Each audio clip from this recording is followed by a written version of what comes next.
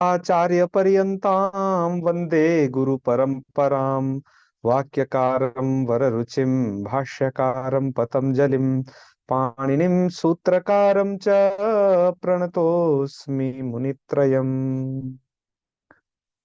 मित्राणि नमो नमः। आज के इस पाठ में आपका स्वागत है। मित्रों, हम पढ़ रहे हैं स्त्री प्रत्यय प्रकरण, और आज स्त्री प्रत्यय प्रकरण में बारी है चाप प्रत्यय की। तो आज हम चाप प्रत्यय को पढ़ेंगे। इसके बाद स्मरण रहे, हम पुंयोग लक्षण में स्त्री प्रत्ययों को पढ़ रहे हैं, जिसमें से हम नीश प्रत्यय को कंटिन्यू पढ़ेंगे। तो इससे जो अगला सूत्र है वो इंद्र वरुण भव सर्व सर्वरुद्र, इस सूत्र को पढ़ेंगे। और इस सूत्र में भी बहुत सारे वार्तिक पढ़े गए। तो आज कुल मिलाकर के देखा जाए तो सूत्र तो हम एक ही पढ़ेंगे, किंतु वार्तिक कुछ बहुत ज्यादा हम पढ़ने वाले हैं। तो चलिए आज के पाठ को इस सिलसिले में इसलिए आरंभ कर लेते हैं। तो अब यहाँ पर सूर्या देवतायाम चाप वाच्य, इसे चाप के प्रसंग में दिया गया है। इससे इस वार्तिक के द्वारा चाप प्रत्यय का विधान होता है। अच्छा, तो यह जो चाप प्रत्यय है, यह चाप प्रत्यय का शेष क्या रहता है? तो स्मरण रहे, पकार की इत संज्ञा हो जाती है हलंत्यम से, और चकार की चूटू से हो जाती है। आकार मात्र शेष रहता है इस प्रत्यय का भी। ये प्रत्यय टाप के जैसा ही है, बस जो भेद है वो स्वर का भेद पड़ेगा। क्योंकि यह चकारित होने से प्रत्यय चित्त हो जाएगा, तो चिता करके अंतोदात इत्यादि प्रयोजन है इसका। अच्छा, ये जो प्रत्यय पढ़ रहे हैं आप, पुंयोग लक्षण प्रत्यय पढ़ रहे हैं। पुंयोग लक्षण का अर्थ यह होता है कि जहां पर पुम योग अर्थात पुरुष के साथ में जब योग होता है, तो तो ऐसा पुरुषवाचक शब्द का योग माने कि किसी स्त्री के साथ में होता है, योग का मतलब संयोग, तो उससे ये प्रत्यय विधान आप पढ़ रहे हैं। पिछले भी वीडियो में आपने ये सब पढ़े थे, जब हमने पुंयोगादाख्यायम का व्याख्यान किया था उसके अवसर पर। अब यहाँ पर इस वार्तिक का अर्थ आपको यह समझना चाहिए, देवता भूतायाम स्त्रियाम पुंयोगे वर्तमानात् सूर्य शब्दात् चाप प्रत्यय। तो देवता भूतायाम स्त्रियाम अर्थात जो देवता हो स्त्री, उससे पुंयोगे वर्तमानात् सूर्य शब्दात् चाप प्रत्यय। तो जो चाप प्रत्यय का विधान है वार्तिक के द्वारा सिर्फ एक ही शब्द से है, वो है सूर्य शब्द। तो इससे चाप प्रत्यय का विधान किया गया है। लेकिन याद रहे, देवता भूतायाम, जब सूर्य से स्त्री देवता होगी तभी यह प्रत्यय होगा। अतः मूल कार ने यहाँ पर सूर्य से स्त्री देवता ऐसा कहा। सूर्य से स्त्री देवता, देवता कहने से बिल्कुल स्पष्ट है कि जब सूर्य की स्त्री कोई देवता मतलब देव कुल में ही होगी, मतलब है ना, मनुष्य में, मनुष्य जाति में नहीं होगी, देव जाति में होगी, तो तभी उसे हम सूर्या कहेंगे। यहाँ पर प्रत्यय आपको ऐसे कर लेना है कि सूर्य से स्त्री देवता, तो यह विग्रह हुआ सूर्य चाप, और मैंने बताया पकार और चकार की संज्ञा होती है, आकार मात्र शेष रहता है, चुटु सूत्र को निर्दिष्ट भी कर रखा है। तो सूर्य आ ऐसी स्थिति होगी। इसके बाद सूर्य आ, यहाँ पर अकह सवर्णे दीर्घ सूत्र के द्वारा सवर्ण दीर्घ करने पर सूर्या यह रूप बनेगा। सूर्या कहेंगे हम सूर्य की स्त्री पर वो देवता देवी गुणों से युक्त हो, तो जो है बने। तो ऐसी कौन है? वही है, हमने सूर्यदेव का आपको चित्र दिखाया है। और यहाँ पर सूर्यदेव की दो पत्नियां बड़ी ही प्रसिद्ध हैं, एक तो छाया है और एक संज्ञा है। तो ये दो पत्नियां हैं भगवान सूर्यदेव की। तो सूर्या इनमें से किसी को हम कह सकते हैं। इसके बाद मूलकार ने कहा देवतायाम किम, अर्थात आपने इस वार्तिक में यह शर्त क्यों रखी है कि सूर्य सूर्या सूर्य शब्द से चाप तभी होगा जब देवता वाच्य हो, मतलब देवता अर्थ हो, तब माने सूर्य की स्त्री यदि देवता हो तभी यह प्रत्यय होगा। तो कह रहे हैं यदि साधारण कुछ होगा तब ये प्रत्यय को आप नहीं वहां जोड़िएगा। जैसे बता रहे हैं, कहा देवतायाम किम, ये देवता अर्थ में क्यों प्रत्यय विधान करते हैं, तो विग्रह किया सूर्य से स्त्री, तो यहाँ पर देवता न करके हमने मानुषी कर दिया, अर्थात सूर्य की स्त्री जो कैसी हो, मानुषी। ठीक है, तो यहाँ पर सूर्य शब्द से नीश प्रत्यय कर दिया, तो सूर्य ई ऐसी स्थिति बचेगी। अब यहाँ पर चाप न हुआ, है ना, यहाँ पर तो सूर्य से स्त्री ऐसा विग्रह है, तो साधारण रूप से पुंयोग रक्षण ही हो जाएगा। तो सूर्य ई, और ये जो यहाँ पर आकार का यस्यति च से लोप कर देना, सूर्य में जो एकार उत्तरवर्ती आकार है तो स्थिति हो जाएगी सूर्य, यकार हल हो जाएगा सूर्य ई। अब ऐसी स्थिति होने पर आपको इस वार्तिक को प्रवृत्त कराना है। यह जो वार्तिक है यह सिद्धांत कौमुदी में दर्शाया गया है यह लोप विधायक सूत्र के अवसर पर। अतः यह जो वार्तिक है ये भी यकार का ही लोप करेगा। तो यकार का लोप ये करेगा, तब इस वार्तिक का अर्थ आपको ये समझना चाहिए जो यहाँ पर हमने जोड़ दिया है कि नी प्रत्यय छ प्रत्यय च परे। इस वार्तिक में सूर्यागस्त्यो, इसके बाद आया है छे च न्याम च, तो इसलिए यह जो प्रयुक्त वार्तिक है ये नी प्रत्यय के परे रहते और छ प्रत्यय के परे रहते। नी से जो यहाँ पर ग्रहण है ये नीस प्रत्यय का बता रहे हैं कि नीश ये है, तो नी के परे रहते और छ के परे रहते क्या हो जाता है, नियाम छे च न्याम च, नी परे हो या छ प्रत्यय परे हो, तो सूर्य और अगस्त्य शब्द के उपधाभूत जो यकार है उसका इससे लोप हो जाता है। तो दो शब्दों के उपधाभूत यकार का लोप करता है, सूर्य शब्द से और अगस्त्य शब्द से उपधाभूत यकार का लोप करेगा। तो अब स्थिति यह है कि जब हमने यस्यति च करके जब यकारोत्तरवर्ती आकार का लोप कर दिया, तो अब तो उपधा में यह यकार रहा नहीं, क्योंकि अंत्यल से जो पूर्व वर्ण होता है उसकी उपधा संज्ञा होती है। तो ऐसी स्थिति में जो सूर्य में जब आकार का लोप कर दिया तो यह आकार उपधा में रहा नहीं, तो तब आपको यह जान लेना चाहिए इस प्रसंग में कि देखिए यस्यति च जो यह सूत्र है यह असिद्ध बदत्रा भात के अधिकार में पढ़ा गया है। ठीक है, तो जिसके कारण इसको हम कहेंगे कि यह जो कार्य है यह आभीय कार्य है। और इसी तरीके से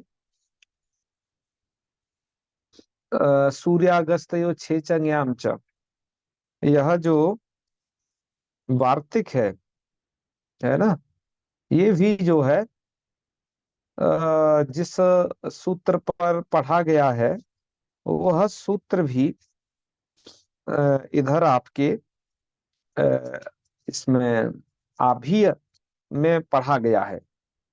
तो आभीय में पढ़ा होने के कारण, आभीय क्या चीज है इसके लिए मैं असिद्ध बदत्राभात इसका व्याख्यान पूर्व में खूब आपको बता चुका हूँ। असिद्ध बदत्राभात का व्याख्यान वो आप देख लीजिए।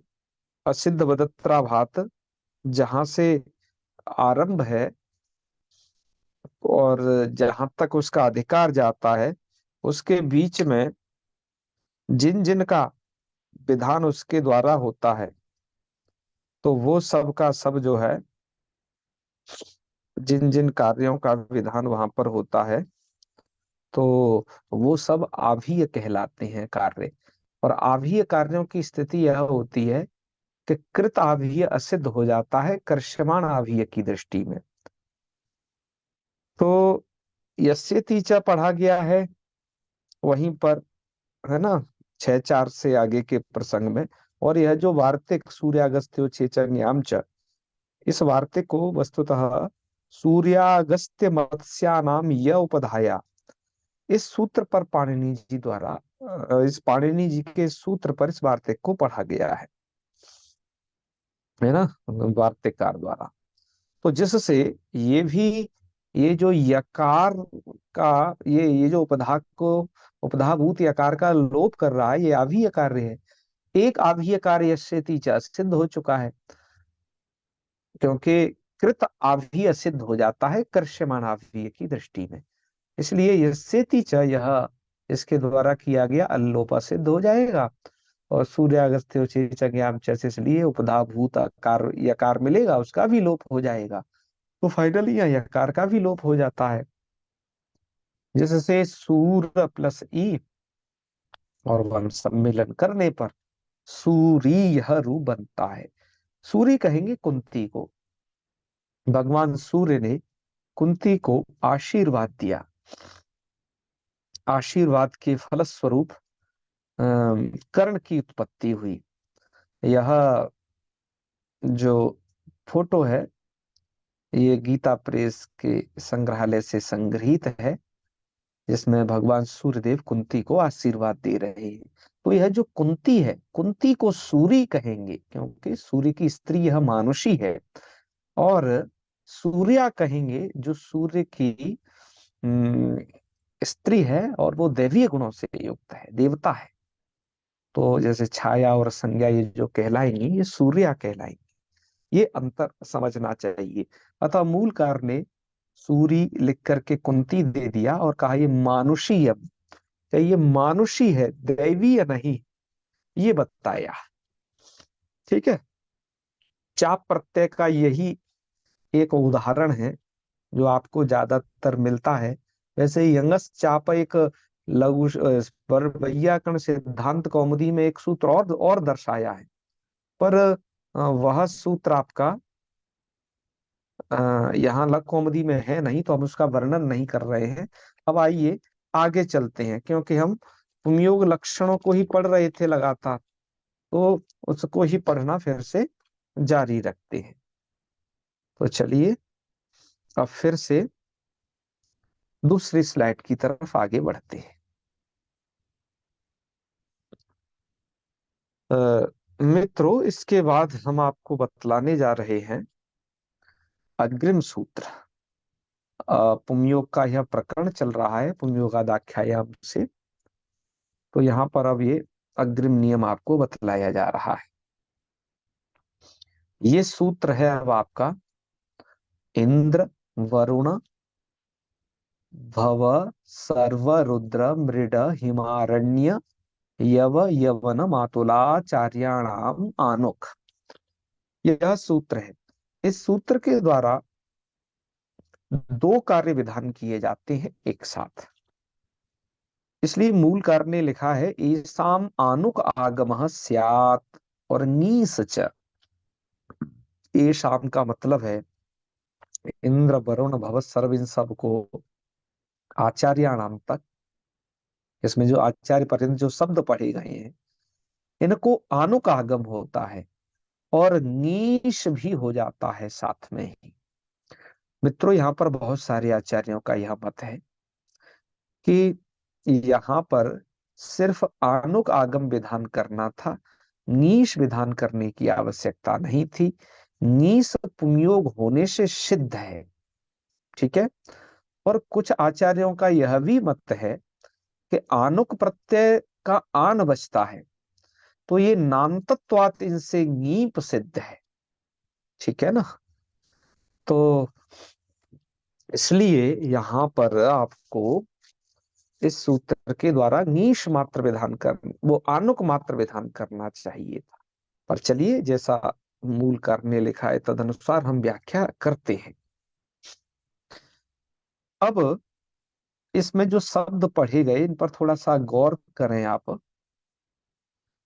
इंद्र शब्द से लेकर के इंद्र, वरुण, भव, सर्व, रुद्र और मृड, यहां तक रुक जाइएगा। इतने सारे शब्दों का जो कार्य है वो एक जैसा है। और वो कार्य क्या है कि ए साम आनुक आगम स्यात् नीस, और किस में? तो पुंयोग लक्षण है ये, पुंयोग में ही इसका विधान हो रहा है। तो विग्रह करिए इंद्र से स्त्री, तो रूप बन जाएगा इंद्राणी। कैसे बनेगा देखिए, इंद्र है, आनुक भी करना है, नीश भी करना है, तो चलिए हम नीश कर देते हैं। और आनुक आगम किया है ना, मुझे इस आनुक आगम को प्लस के साइड में लिखना चाहिए था, क्योंकि ये प्रकृति को विधान किया गया है, मैंने इसको प्रत्यय के हिस्से में जोड़ दिया है। चलिए मैं इसे आगे स्लाइड में सुधार लूंगा, पर अभी आप अपने इसे बुद्धि में सुधार लेना कि कहीं कोई गलत है अंकित न कर लें आप। तो इंद्र के साथ में आनुक को जोड़ना चाहिए, इंद्र को विधान किया गया है, आनुक कित है, कित होने से अंताव्य बनेगा उसका। तो स्त्री हो जाए, स्थिति हो जाएगी इन आनुक का। देखिए जो उकार है वो इत संज्ञक है, ठीक है, और शेष क्या रहता है? आन शेष रहता है। तो अब आपका रूप बनेगा फिर इंद्र आन ई, मतलब आन ई इसको मिला के आप आनी बना दीजिए, और इंद्र आनी ऐसी स्थिति होगी, वर्ण सम्मिलन करने पर रूप बन जाएगा इंद्राणी। ठीक है ना? तो आप समझ गए होंगे, इंद्रस्य स्त्री क्या बोलेंगे? इंद्राणी। ठीक है, चलिए, इंद्र से स्त्री इंद्राणी बनेगा। और ऐन्द्री वगैरह फिर कब बनते हैं, इस पर भी अपने विचार रखिएगा आप लोग। चलो हम लोग आगे बढ़ते हैं, ठीक है, क्योंकि आपका जो दुर्गा सप्तशती है ना, उसमें एक पाठ आता है, ऐन्द्री गज समारूढ़ा वैष्णवी करुणासम। तो देखिए इंद्र से स्त्री है तब तो इंद्राणी बनेगा, लेकिन ऐन्द्री बनाने के लिए आपको कुछ अलग प्रयत्न करना होगा, बताएंगे उसके विषय में हम। चलिए, इंद्राणी तो ये सिद्ध हो गया, इंद्र से स्त्री। ऐसे ही इधर मूल में देखिए, इंद्र के बाद दूसरा शब्द है वरुण। ठीक है, वरुण के लिए क्या करिए? वरुण से स्त्री वरुणानी। अच्छा, इंद्र की स्त्री है कौन? सची, ये देख लीजिए। और वरुण से स्त्री, वरुण की स्त्री, वो बनेगा वरुणानी। अच्छा, ये कौन है भैया? ये हमने देख नहीं पाए हैं, आप पर छोड़ देते हैं। वरुण की स्त्री का क्या नाम था? मुझे आप गूगल सर्च करके या जहां कहीं से आप बता दीजिएगा। बहुत फेमस नहीं है इसलिए हम जान नहीं रहे। इसके बाद भव से लेकर के और ये मृड पर्यंत, ये सभी भगवान शिव के वाचक शब्द हैं। जैसे भवस्य स्त्री भवानी, सर्व है, ये तालव्य शकार वाला है। सर्वस्य स्त्री सर्वाणी, रुद्र से स्त्री रुद्राणी, मृडस्य स्त्री मृडानी, यही करना है। आनो करना है और नीश करना है, तो ये रूप आपके बन जाएंगे सबके सब। तो फिर भवानी में सर्वाणी, रुद्राणी और मृडानी। अच्छा, एक बात और आप देखिए, विशेष करके इन्होंने, जो पाणिनि आचार्य हैं, पाणिनि जी ने राम और कृष्ण का अपने सूत्रों में नाम नहीं लिया है भाई। हमने इनके लगभग जो सूत्र देखे हैं, राम और कृष्ण का नाम नहीं लिया है, मतलब इस अनुपूर्वी को नहीं उन्होंने लिया है, राम और कृष्ण को। बल्कि ये रुद्र को, इंद्र वरुण इन सबको कहते हैं, माने कि जो वैदिक कालीन देवता हैं, इन सबको कहते हैं। राम कृष्ण के विषय में ये नहीं कहते हैं कुछ भी।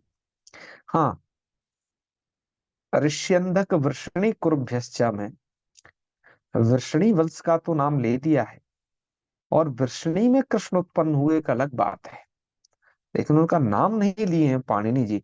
अब मैं ये समझता हूँ कि पाणिनि जी के समय में इतने ये फेवरेट नहीं हो पाए थे, क्या स्थिति है। लेकिन पाणिनि के सूत्रों में कहीं पर भी थोड़ा सा, हाँ कहीं गणपाठ में हो तो हम उसके लिए नहीं कहते हैं, लेकिन मूल रूप से सूत्रों में नहीं। ये सूत्रों में से सेवादिव्योहण, तो शिव जी की बहुत चर्चा किए हैं पाणिनि जी। ठीक है। वैसा रामकृष्ण के विषय में हमें नहीं बहुत दिखा है अभी तक। अच्छा, मैं जब इनकी रूपों की सिद्धि कर रहा था, जैसे भवानी, सर्वाणी, रुद्राणी, मृडानी, तो मेरे मन में एक और आया, वैसे पहले से और था, कि शिवानी कैसे बनता है, क्योंकि बहुत सारी लड़कियों का नाम शिवानी होता है। तो शिव शब्द तो यहाँ पठित है नहीं, यहाँ तो जो भगवान रुद्रवाचक भव सर्व रुद्र मृड इतने ही सारे पठित हैं, शिव तो साक्षात पठित नहीं है। तो शिवानी फिर बनाएंगे कैसे, ये हमें थोड़ा समस्या हुई, लेकिन कोशकारों ने इसका समाधान कर दिया।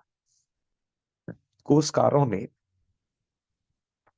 शिवम मंगलम आनयति, शिवम का अर्थ किया मंगलम, अर्थात शिवम आनयति, जो शिव को लाती है, मतलब मंगल को लाती है, ऐसी स्त्री। तो शिव उपपद रहते आंग उपसर्ग पूर्वक नी प्रापणे धातु है। ठीक है। तो इससे भैया कोई एक प्रत्यय करिए पहले, तो तब आप इससे नीश प्रत्यय जोड़िए। ठीक है ना, कोर्स में थोड़ा देख लेना, मुझे लगता है कुछ छूट तो नहीं गया। आनयति शिव आनी, ऐसी स्थिति बन जाएगी। और गौरादि गण में, गौरादि गण क्योंकि आकृति गण है, तो उसे नीश कर दीजिएगा तो शिवानी बन जाएगा। तो इस कोशकार तो सभी इसी मत वाले हैं जो हमने ये दिखाया। शिवानी में एक जगह आपटे वाले कोश में नीप भी लिख दिया है, तो हमें नहीं लगता वो नीप कितना उचित है। ऐप वाले संस्करण में हमने देखा है, यदि आपके पास पुस्तक का संस्करण हो तो हम नहीं कह सकते हैं, पर उन्होंने नीप दर्शाया है, वो थोड़ा सही बैठता नहीं है। नीप नीश करिए। अच्छा, ये बन जाएगा। फिर आपके पास शब्द, सामने शब्द आएगा ब्रह्माणी, कैसे बनेगा? ठीक है। तो इसके लिए फिर आपको थोड़ा शिवदत्त शर्मा दादीमथ जी के का जो वैयाकरण सिद्धांत कौमुदी का जो टिप्पण है, वो आपको देखना पड़ेगा। वहां पर इन सब के विषय में चिंता की गई है, और उस दृष्टि से सोचने पर लगता है कि शिवानी भी सिद्ध हो सकता है कथनचित, उस तरीके से जो वो विचार कर रहे हैं। तो ठीक है, वो एक अलग विचार है, आप उसे वहां देख लीजिएगा। और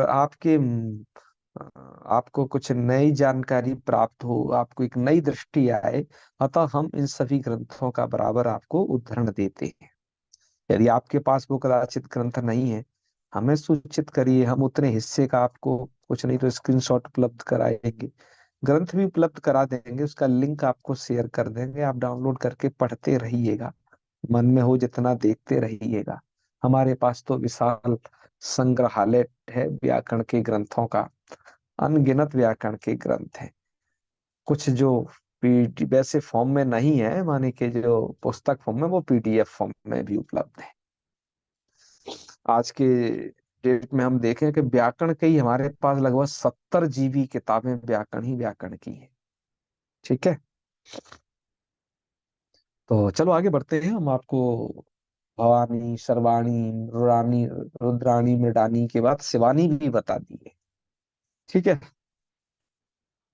मैंने आपको बताया कि इंद्र से लेकर के मृड पर्यंत जो शब्द हैं, इनका एक अलग विषय है, इनसे आनुक आगम होता है, नीश होता है, और वो पुंयोग होने पर होता है, ये बात जाने। लेकिन इसके बाद की जो स्थिति है, उसको पढ़ने से पहले इनकी जो सिद्धि, इंद्राणी, वरुणानी, भवानी, ये सब की सिद्धि एक पुस्तक में बड़ी जोरदार तरीके से दी गई है। मैं उस पुस्तक को आप लोगों के सामने स्क्रीन पर शेयर कर रहा हूँ, आप थोड़ा सा इसे देखिएगा।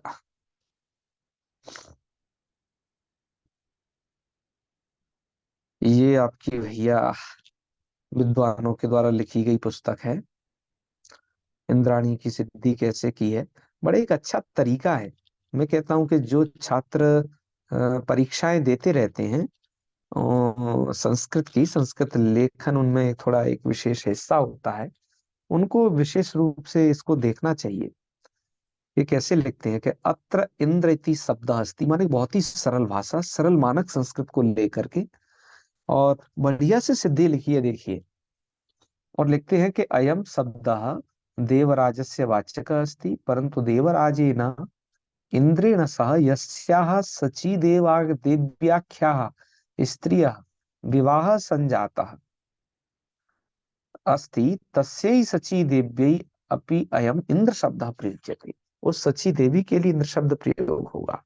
अतः अयम इंद्र शब्दः पुरुष संबंधात् स्त्रियामपि विद्यमानं भवति, अपि च इदम् अदन्तमपि अस्ति। अतः स्त्रीत्व विवक्षायां पुरुष संबंधात् स्त्रियां विद्यमानात् अदन्तात् इंद्र इति प्रातिपदिकात् परः संयोगादाख्यायाम् इति सूत्रेण ङीष् प्रत्ययः भवति। ठीक है, ङीष् करेंगे। फिर कह रहे हैं इंद्र इति प्रातिपदिकस्य आनुक आगमश्च भवति, तेन इंद्र आनुक ङीष् इति स्थितिः भवति। ततः लशक् तद्धिते इति सूत्रेण ङीश ङकार शेत संज्ञा भवति और हलन्त्यमिति सूत्रेण शकार शेत संज्ञा भवति। तस्य लोपः इति सूत्रेण च उभयोः लोपः भवति। कितना बढ़िया भाषा लिख रहे हैं। और आनुकः ककारस्य हलन्तमिति सूत्रेण संज्ञा भवति, आनुक उकारस्य च उपदेशे जनुनासिक इति सूत्रेण संज्ञा भवति, तस्य लोपः इति सूत्रेण उभयोः लोपः भवति, तेन इन्द्र आन इ इति स्थितिः भवति। ततः इंद्र आन इत्यत्र अकः सवर्णे दीर्घ इति सूत्रेण दीर्घे कृते इंद्रान इति स्थितौ वर्ण सम्मेलने इंद्राणी इति, अतः वो इति जाते और अट्कुप्वाङ्नुम व्यवायेपि इति सूत्रेण नत्वे च कृते इंद्राणी इति सिद्ध्यति। एतस्य च इंद्रस्य स्त्री इत्यर्थः। ठीक है, यह अर्थ होगा। मित्रों, इसी तरीके से इस पुस्तक में वरुणानी की सिद्धि करी है, आचार्यानी जैसे प्रयोगों की भी सिद्धि करी है। आप जैसे शब्द को, हिमानी शब्द को पढ़ने जा रहे हो, उस शब्द की भी सिद्धि करी है।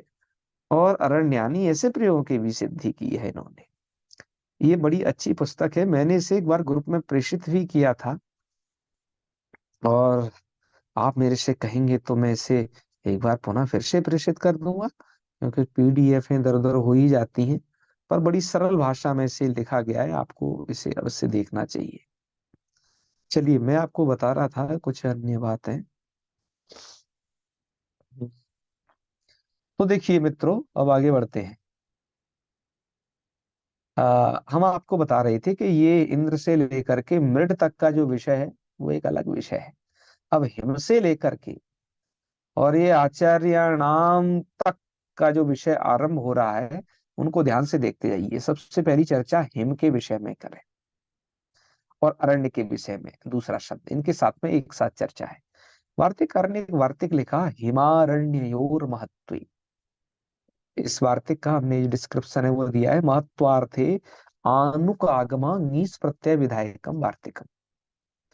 वार्तिक करता क्या है, महत्व लिखा है ना, तो अर्थ कर लीजिए, महत्व विशिष्टे चार्थे हिम अरण्य शब्दाभ्याम आनुक नीशौ स्याताम। महत्व विशिष्ट अर्थ में हिम अरण्य शब्दों से आनुक और नीश प्रत्यय होते हैं, मतलब आनुक के साथ साथ नीश भी होता है। संयोग शिष्ट है ये प्रत्यय, माने कि एक साथ, उधर प्रकृति को तो आनुक कर लेना, इधर नीश प्रत्यय कर लेना। तो चलिए, विग्रह क्या रखें यहाँ पर, आप ऐसा कभी भी मत कर देना हिम से स्त्री, अरण्य से स्त्री, वैसा है ही नहीं यहाँ पर। स्त्रीत्व की विवक्षा नहीं है यहाँ पर, तो महत्व अर्थ की विवक्षा है, इसलिए विग्रह करना है। महद हिमम, महद हिमम करके हिम शब्द से आनुक और नीश करके हिमानी बना लीजिएगा। हिमानी का अर्थ होगा कि जहां हिम का आधिक्य है, बहुत हिम है जहां पर। ऐसे ही महद अरण्यम, उसको कहेंगे अरण्यानि। ठीक है। ये दो शब्द की सिद्धि के बाद अब आगे बढ़ते हैं हम तीसरे शब्द की सिद्धि तरफ, यव शब्द। यव कहते हैं जौ को, है ना। जौ जानते हो ना, बेजर जिसे कहते हैं हमारी ब्रज भाषा में। तो दोषार्थ थे, एक यहाँ वार्तिक दिया, यवाद दोषे। इस वार्तिक से दोष अर्थ होने पर आनुक नीस का विधान किया गया है यव शब्द से। देखो ये अलग अर्थ है, स्त्रीत्व वगैरह की विवक्षा कुछ नहीं है। तो विग्रह करिएगा, दुष्टो यवो, दुष्ट यव, जो दुष्ट यव उसको कहेंगे यवानी। तो दुष्ट यव कैसे, उसमें दुष्टत्व किस प्रकार का है, इसकी व्याख्या तत्वोधनी कार ने बड़ी अच्छी की है। ठीक है। माने कि वस्तुतः यव नहीं है, किंतु यव के जैसा वो दिखता है, गुण धर्म में भी वैसा नहीं। तो उस दुष्ट यव को हम कहेंगे, यव शब्द से आनुपीस करके यवानी बना लीजिएगा। और यवानी के लिए गुरु प्रसाद शास्त्री जी लिखते हैं कि ये यवानी दुष्ट यव कुछ नहीं है, अजमाइन है। तो भैया आप अजमाइन को देखोगे ना, तो वो जो है यव सदृश है वो, यव सादृश्य है उसमें, जौ के जैसी होती है वो। ठीक है। वही अजमाइन जिसका आप छौंक वौंक लगाते हैं, तो उसको यवानी शब्द से अजवाइन को कहा गया है। ये देखिएगा भाषा कितनी मैच करती है, अजवाइन यवानी, है ना। तो आपके लिए नया शब्द है, इसे प्रयोग करिएगा। तो ये है यवानी दुष्ट यव। अच्छा, और अब आगे चल दिए। फिर है आपका यवन शब्द। यवन शब्द के लिए वार्तिक प्रयोग किया गया है, यवनात् लिप्याम। वार्तिक का अर्थ होता है कि लिपि विशेष द्योत्य यवन प्रातिपदिकात आनुक निशौष्याताम। लिपि विशेष द्योत्य होने पर, लिपि का अर्थ है अक्षर विन्यास, तो लिपि विशेष द्योत्य होने पर यवन प्रातिपदिक से, यहाँ देखिए यवन है, ये यव अलग है उसको गोलमेल मत कर देना। तो ये है भैया यव, और इधर है यवन।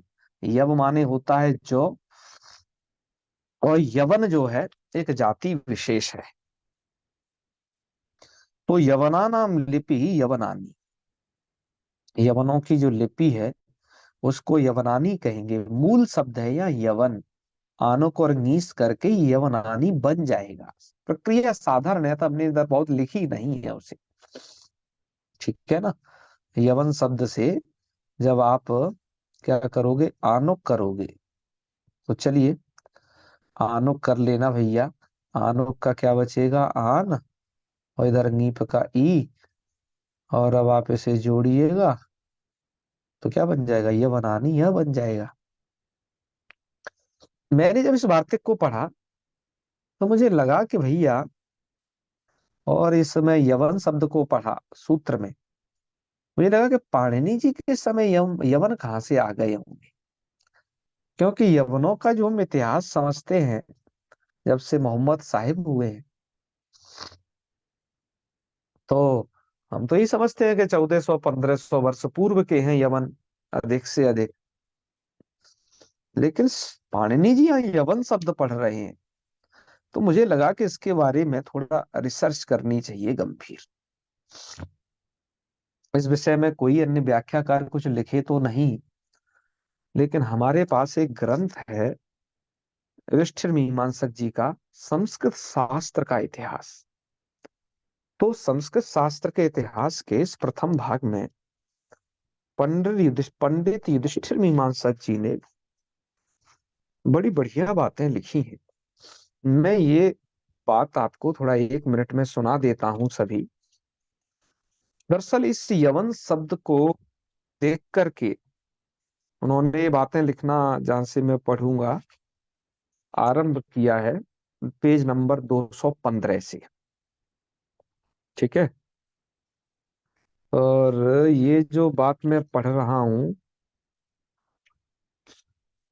इसमें से एक मत इन्होंने ये दिया है,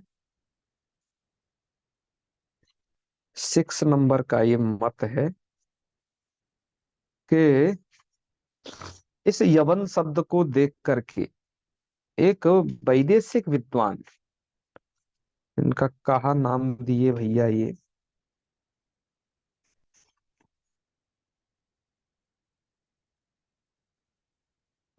अष्टाध्यायी में यवन शब्द पठित है, ये लिखते हैं। तो उसके आधार पर एक है विद्वान कीथ, तो वो लिखते हैं कि पाणिनि जी सिकंदर के भारत, पाणिनि का जो काल है वो सिकंदर के भारत आक्रमण के पीछे हुआ, ऐसा वो लिखते हैं। इन्होंने इस मत का खंडन किया कि नहीं, दरअसल जो है की तीर्थ जो भी है, ये बहुत बाद की बात करते हैं, पाणिनि तो बहुत पूर्व है। तो केवल इस यवन का फिर कैसे लगाएंगे, तो इन्होंने यहाँ पर लिखा है कि इस विषय में वासुदेव शरण अग्रवाल जी ने भी एक पुस्तक लिखी थी, पाणिनि कालीन भारतवर्ष, तो उसमें भी इन्होंने चर्चा की थी। तो बात यह है कि यवन शब्द से मत समझना कि यवन जो है आपके ये आए सिकंदर के बाद, नहीं नहीं नहीं नहीं, सिकंदर के आक्रमण से पहले भी यवन जाति से परिचित थे पाणिनि जी इत्यादि सब लोग। और यवन जाति के विषय में कुछ इन्होंने महाभारत के भी प्रमाण दिए। ये कहते हैं कि वस्तुतः यवन जाति भारतीय है, ये अभारतीय नहीं थी। कह रहे हैं यवन महाराज ययाति के पुत्र के वंशज हैं।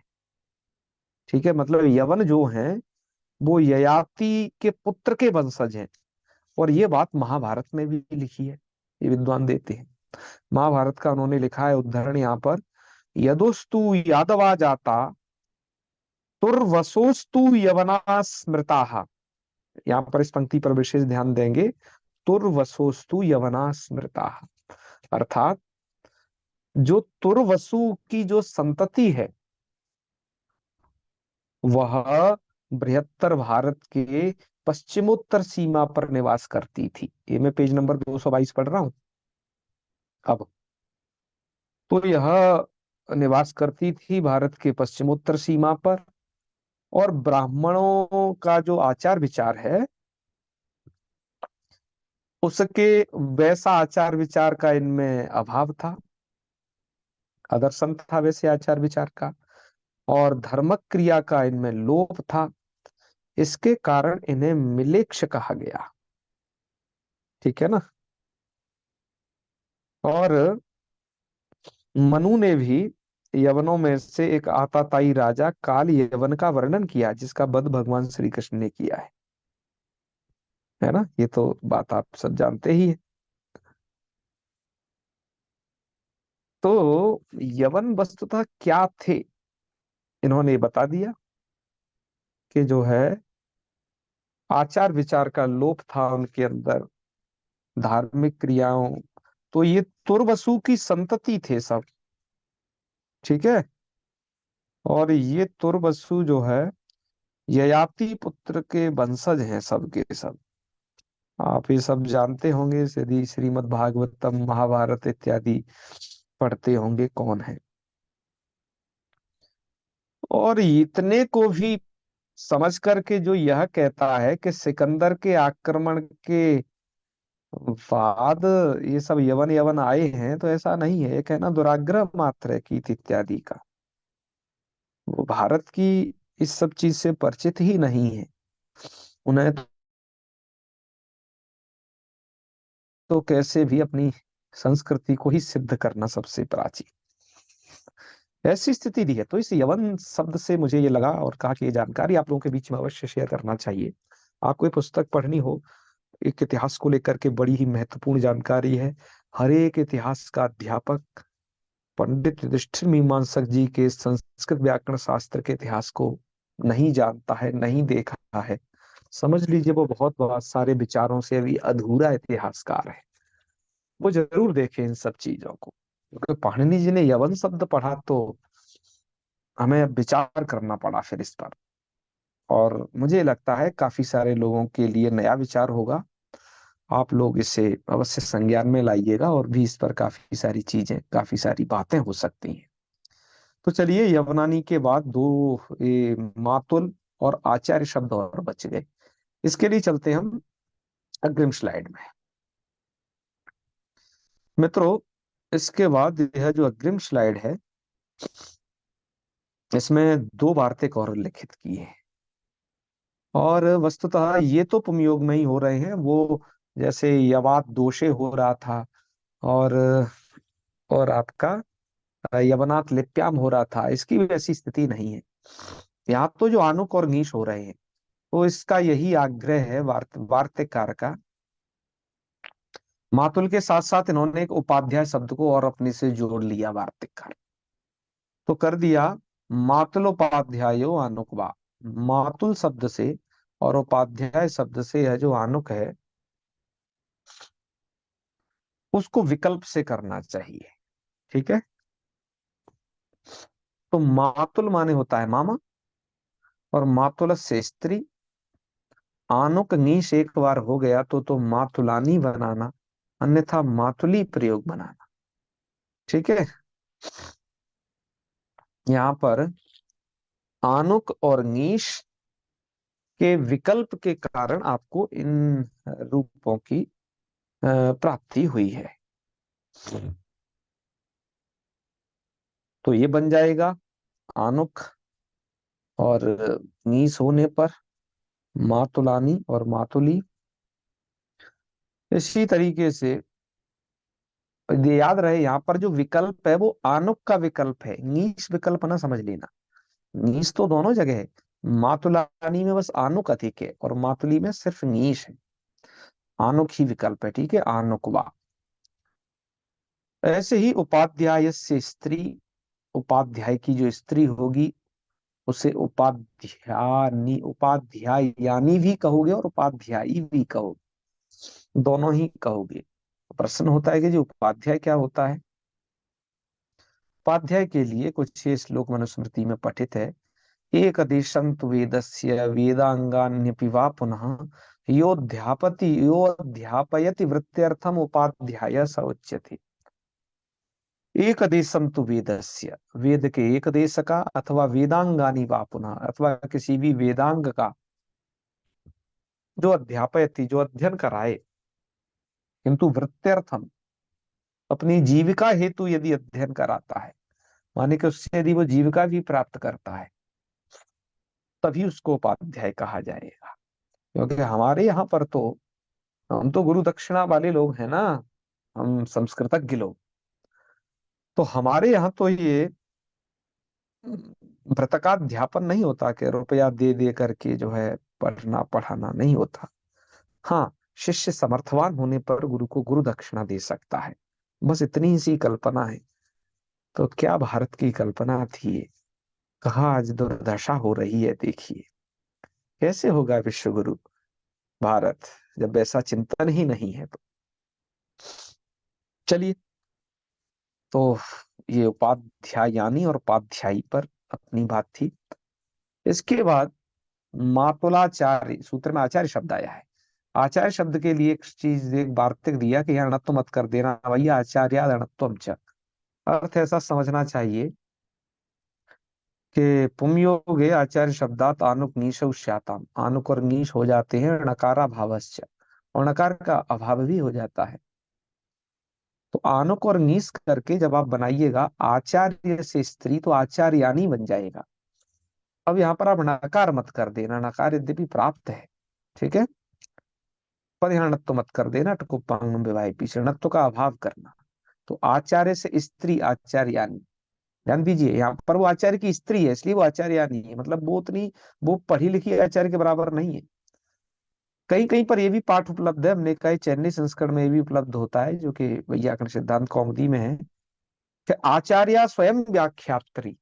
आचार्य उसे कहेंगे जो स्वयं व्याख्यात्री है, अर्थात स्वयं व्याख्यान करती है, उसको कहेंगे आचार्य। आप ऐसे ही समझिएगा, आचार्य से स्त्री, जैसे डॉक्टर की स्त्री डॉक्टरानी, भले ही जो है वो कुछ भी शल्य क्रिया न जानती हो, एक भी दवा देने की उसे जानकारी ना हो, फिर भी वो डॉक्टर नहीं कहलाती है। पंडित की पंडिताइन ऐसे ही कहलाती हैं, चाहे कुछ ज्यादा आचार का या वैसा वेद वेद मंत्र के कोई नॉलेज नहीं है, बस पुमयोग मात्र से कहलाती हैं। ऐसे ही आचार्य से स्त्री यदि आचार्यानी कहा जा रहा है तो समझ लीजिए वो जो है स्वयं विदुषी नहीं है। और जो स्वयं व्याख्यात्री है उसके लिए तो आचार्य प्रयोग किया जाता है, तब तो वहां टाप करते हैं पाणिनि जी, है ना, अजादित टाप से। इसके बाद अर्य क्षत्रियाभ्याम, अच्छा आचार्य को जान तो ले, आचार्य कहते कैसे हैं, उसके लिए मनुस्मृति में दिया है, उपनीयतु यह शिष्य, यह शिष्यम वेदम अध्यापयेत् द्विजः।